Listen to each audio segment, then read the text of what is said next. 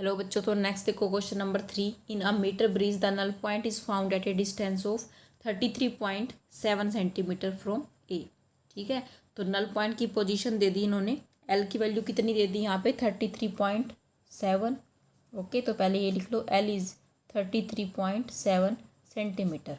If now a resistance of 12 ohm is connected in parallel with S. S के साथ क्या किया, एक रेजिस्टेंस और कनेक्ट कर दिया। ठीक है, तो एक रेजिस्टेंस अगर और कनेक्ट कर दिया तो टोटल रेजिस्टेंस जो है वहाँ का जो राइट गैप है उसका चेंज हो गया। ठीक है, तो नल पॉइंट जो है डिफरेंट पोजीशन पे मिला। ठीक है, सपोज ये L1 था, तो नल पॉइंट दूसरी पोजीशन पे जो मिला है वो कितना हो गया, 51.9 सेंटीमीटर मिला। ठीक है, determine the value of R and S, यानी कि R की वैल्यू और S की वैल्यू, दोनों की वैल्यू ही हमें यहाँ पे फाइंड आउट करनी है। क्लियर? तो देखो, for balanced condition, for balanced Wheatstone bridge,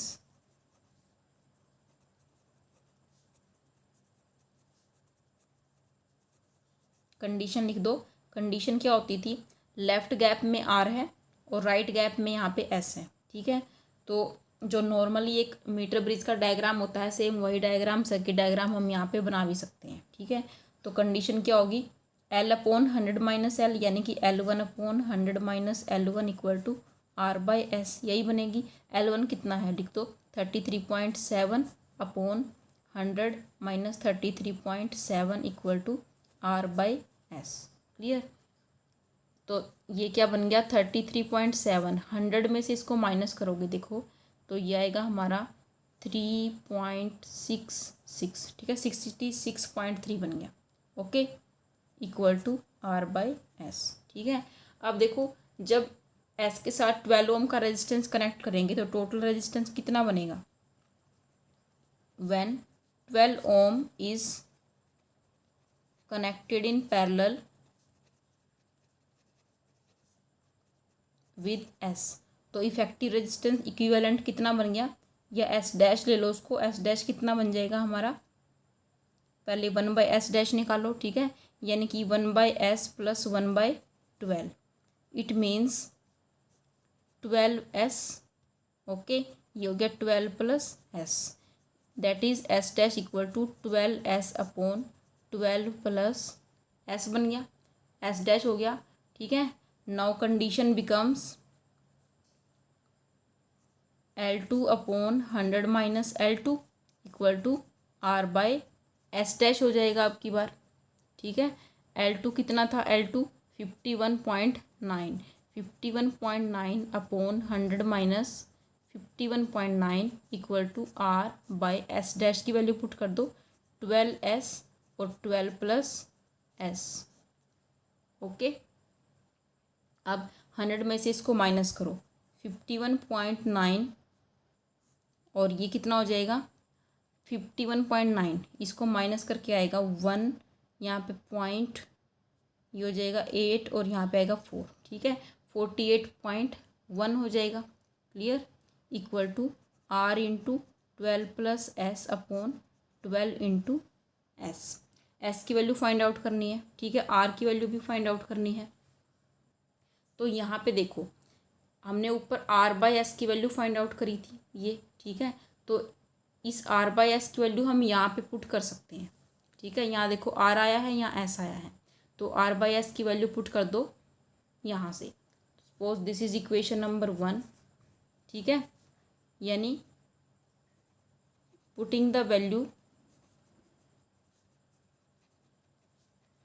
of R/S from first. ठीक है, फर्स्ट इक्वेशन से पुट कर दोगे, ये हो गया 51.9 अपॉन 48.1 इक्वल टू क्या है R/S की वैल्यू 33.7 अपॉन 66.3।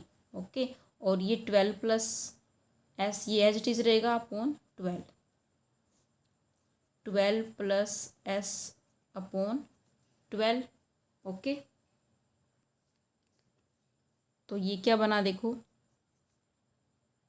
12 प्लस S को रखो एक साइड, इसको ले जाओ यहाँ पे, 51.9 इंटू 66.3 इंटू 12।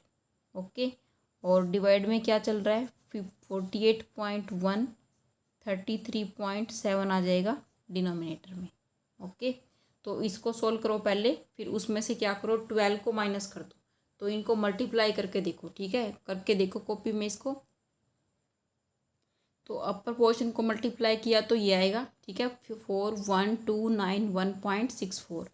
लोअर को करोगे तो ये आया 1,620.97। ठीक है, दोनों को डिवाइड करो, तो डिवाइड करके देखो ये आना है 25.47। ओके, इन दोनों को डिवाइड करोगे तो 25.47 आएगा। क्लियर है ये चीज़, ये तो कर लोगे, कैलकुलेशन ही है। उसके बाद देखो एस की वैल्यू फाइंड आउट करो। एस क्या हो जाएगा, 25.47 माइनस 12, इसमें से 12 माइनस कर दो। 12 माइनस इसमें से करोगे तो ये आएगा 13.47। ठीक है, या तो इतना ही रखो, ये भी ठीक है, या फिर इसको लिख सकते हो 13.5 अगर राउंड ऑफ करके लिखोगे। तो एस क्या आ गया, 13.5 ओम। ओके, अब आर भी यहाँ पे हमें फाइंड आउट करना है। ठीक है, तो आर की वैल्यू कैसे फाइंड आउट करोगे, फर्स्ट इक्वेशन से कर दो। फर्स्ट इक्वेशन में हमारे पास था R by S equal to 33.7 upon 66.3। तो एस की वैल्यू हमें पता चली गई है, तो आर कितना हो जाएगा, R will be equal to 33.7 upon 66.3। S चला जाएगा मल्टीप्लाई में, और इसकी वैल्यू है 13.5। ओके, 13.5 से इसको मल्टीप्लाई करो एंड डिवाइड, तो ये हमारा आएगा 6.86 ओम। ओके,